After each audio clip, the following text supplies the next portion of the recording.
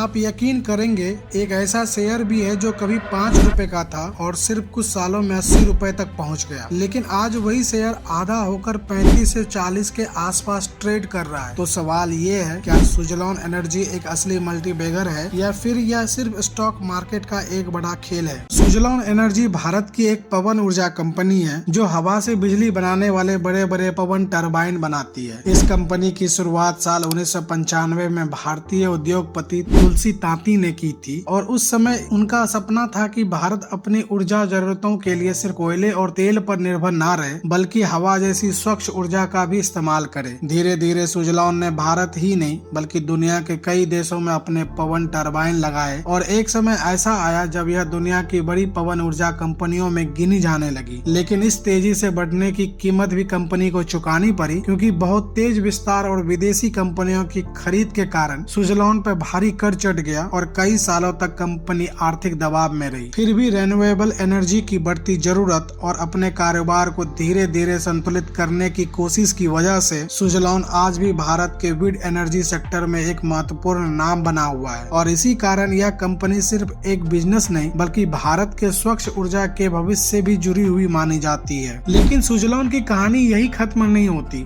बल्कि यहीं से शुरू होता है वह दौर जब कंपनी लगभग खत्म होने की कगार पर पहुंच गई। तेज विस्तार और भारी कर्ज का बोझ धीरे धीरे सुजलॉन की सबसे बड़ी कमजोरी बन गया। 2008 के बाद वैश्विक आर्थिक संकट आया, कई प्रोजेक्ट उम्मीद के मुताबिक सफल नहीं हो पाए और कंपनी की वित्तीय हालत लगातार खराब होती चली गई। कर्ज बढ़ता गया, मुनाफा घटता गया और निवेशकों का भरोसा भी कमजोर पड़ने लगा। हालत इतने मुश्किल हो गई कि एक समय ऐसा आया जब बाजार में यह चर्चा होने लगी कि शायद सुजलॉन अब ज्यादा समय तक टिक नहीं पाएगी। 2019 और 2020 तक आते आते कंपनी का शेयर गिरकर लगभग 5 रुपए के आसपास पहुंच गया, जो कभी इस कंपनी की बड़ी पहचान और उम्मीदों से बिल्कुल उलट तस्वीर थी। कई निवेशकों ने अपने शेयर बेच दिए, कई लोगों ने इसे लगभग खत्म हो चुकी कंपनी मान लिया और सुजलॉन का नाम एक ऐसी कंपनी के रूप में लिया जाने लगा जो कभी तेजी से ऊपर गई थी लेकिन अब कर्ज और गलत फैसलों के बोझ से दब चुकी थी। लेकिन इतिहास गवाह है कि कई बार सबसे कठिन दौर ही किसी नई शुरुआत की नींव बनता है और सुजलॉन के साथ भी कुछ ऐसा ही होने वाला था। लेकिन यहीं से सुजलॉन की कहानी में एक नया मोड़ आता है। जब हालत सबसे मुश्किल थे, उसी समय कंपनी ने अपने आप को बचाने के लिए बड़े और कठिन फैसले लेने शुरू किए। सबसे पहले कंपनी ने अपने भारी कर्ज को कम करने की प्रक्रिया शुरू की। कई गैर जरूरी संपत्तियां बेची, पुराने कर्ज को पुनर्गठित किया और अपने कारोबार को ज्यादा व्यवहारिक तरीके से चलाने की कोशिश की। सुजलॉन ने यह समझ लिया था कि सिर्फ तेजी से विस्तार करना ही समाधान नहीं बल्कि टिकाऊ और संतुलित व्यापार मॉडल बनाना ज्यादा जरूरत है। इसी दौरान कंपनी ने अपना फोकस साफ तौर पर पवन टरबाइन बनाने और उसकी सर्विस देने वाले मुख्य कारोबार पर केंद्रित करना शुरू किया। उसी समय भारत में भी ऊर्जा के क्षेत्र में एक बड़ा बदलाव हो रहा था, क्योंकि सरकार ने स्वच्छ ऊर्जा को बढ़ावा देने के लिए कई नीतियां और लक्ष्य तय किए, जिनका उद्देश्य आने वाले वर्षों में रिन्यूएबल एनर्जी की क्षमता को तेजी से बढ़ाना था। इस बदलते माहौल ने सुजलॉन जैसी कंपनियों के लिए फिर से एक अवसर पैदा किया। धीरे धीरे कंपनी के ऑर्डर बढ़ने लगे,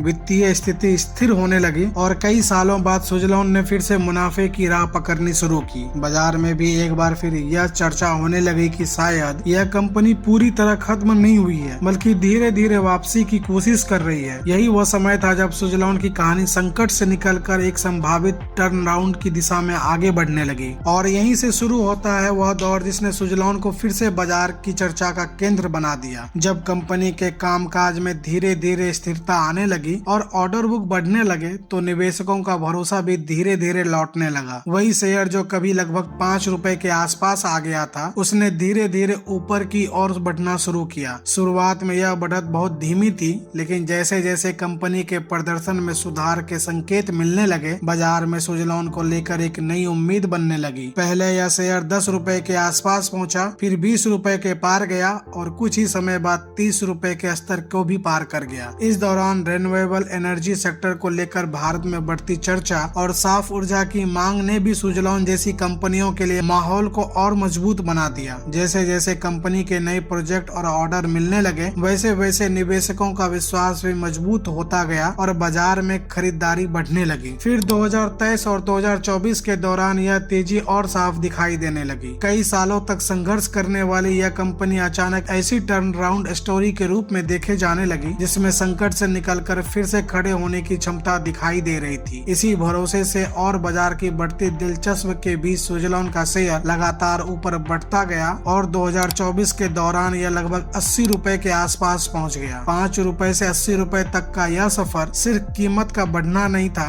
बल्कि यह उस विश्वास की वापसी का संकेत था जो कभी पूरी तरह टूट चुका था। लेकिन शेयर बाजार की एक सच्चाई यह भी है कि कोई भी शेयर हमेशा एक ही दिशा में नहीं चलता। जब कोई स्टॉक बहुत तेजी से ऊपर जाता है तो अक्सर उसके बाद बाजार में एक स्वाभाविक ठहराव या गिरावट भी देखने को मिलती है। सुज़लोन के साथ भी कुछ ऐसा ही हुआ। जब 2024 के दौरान इसका शेयर लगभग 80 रुपए के आसपास पहुंचा तो कई निवेशकों ने इसे मुनाफा निकालने का सही समय मान लिया और बड़ी मात्रा में प्रॉफिट बुकिंग शुरू हो गई। जिन लोगों ने इस शेयर को बहुत कम कीमत पर खरीदा था उन्होंने अपने मुनाफे को सुरक्षित करना शुरू किया और इससे बाजार में बिकवाली का दबाव बढ़ने लगा। इसके साथ ही कुछ विश्लेषकों ने यह सवाल भी उठाना शुरू किया कि क्या शेयर की कीमत कंपनी की वास्तविकता कमाई से ज्यादा तेजी से बढ़ गई है। यानी कीमत और वास्तविकता प्रदर्शन के बीच संतुलन का मुद्दा भी चर्चा में आने लगा। इसी दौरान पूरे शेयर बाजार में भी उतार चढ़ाव का माहौल बना रहा। इसका असर सुज़लोन जैसे तेजी से भागे हुए शेयरों पर ज्यादा दिखाई दिया। धीरे धीरे यह दबाव बढ़ता गया और वही शेयर जो कुछ समय पहले 80 रुपए के आसपास था वह गिरते गिरते लगभग 39 रुपए के आसपास आ गया। यह गिरावट कई लोगों के लिए हैरानी की बात थी, लेकिन शेयर बाजार की दुनिया में यह एक आम प्रक्रिया मानी जाती है जहां तेजी के बाद अक्सर एक करेक्शन देखने को मिलता है। अब सवाल यह है कि क्या यह गिरावट सिर्फ एक अस्थायी सुधार है या सुज़लोन की कहानी में आगे भी नए उतार चढ़ाव देखने को मिल सकते हैं। इसी सवाल से एक और बड़ी चर्चा शुरू होती है कि क्या सुज़लोन का शेयर आगे और गिर सकता है और क्या यह फिर से 30 रुपए के आसपास तक पहुंच सकता है। शेयर बाजार में कीमतें सिर्फ कंपनी की कहानी से नहीं बल्कि कई दूसरे कारकों से भी प्रभावित होती है, जैसे निवेशकों की मनोस्थिति, बाजार का माहौल और बड़े निवेशकों की रणनीति। अगर बाजार में दबाव बना रहता है, प्रॉफिट बुकिंग जारी रहती है या पूरे शेयर बाजार में गिरावट आती है तो ऐसे में सुज़लोन जैसे उतार चढ़ाव वाले शेयर में और कमजोरी देखने को मिल सकती है। कई विश्लेषक यह भी मानते हैं कि अगर किसी स्टॉक ने बहुत तेजी से ऊपर का सफर तय किया हो तो उसके बाद नीचे आकर मजबूती आधार बनाना भी बाजार की एक सामान्य प्रक्रिया होती है। इसीलिए कुछ लोगों के अनुसार अगर परिस्थितियां अनुकूल नहीं रही तो यह शेयर 30 रुपए के आसपास के स्तर को भी छू सकता है। लेकिन दूसरी तरफ यह भी उतना ही सच है कि अगर कंपनी का प्रदर्शन स्थिर रहता है, नए ऑर्डर मिलते रहते हैं और रिन्यूएबल एनर्जी सेक्टर में मांग बढ़ती रहती है तो यही शेयर फिर से ऊपर की ओर भी जा सकता है। यही कारण है कि सुज़लोन की कहानी सिर्फ गिरावट या तेजी की कहानी नहीं है, बल्कि यह उस अनिश्चितता की कहानी भी है जो शेयर बाजार को इतना रोचक और कभी कभी इतना जोखिम भरा बना देती है। इसी अनिश्चितता के बीच एक और सवाल बार बार उठता है कि क्या सुज़लोन का शेयर आने वाले समय में 100 रुपए के स्तर तक पहुंच सकता है। शेयर बाजार में किसी भी कीमत की भविष्यवाणी करना आसान नहीं होता, क्योंकि यह सिर्फ एक कंपनी के प्रदर्शन से नहीं बल्कि पूरे सेक्टर निवेशकों के भरोसे और बाजार के माहौल से भी तय होता है। अगर आने वाले वर्षों में भारत में रिन्यूएबल एनर्जी की मांग तेजी से बढ़ती है, सरकार की नीतियां इस क्षेत्र को और मजबूत करती है, सुज़लोन को लगातार नए प्रोजेक्ट और ऑर्डर मिलते रहते हैं और कंपनी अपनी वित्तीय स्थिति को स्थिर बनाए रखती है, तो ऐसे में यह संभावना पूरी तरह खत्म नहीं होती कि यह शेयर फिर से ऊपर की ओर बड़ा सफर तय कर सकता है। लेकिन दूसरी तरफ यह भी उतनी ही सच है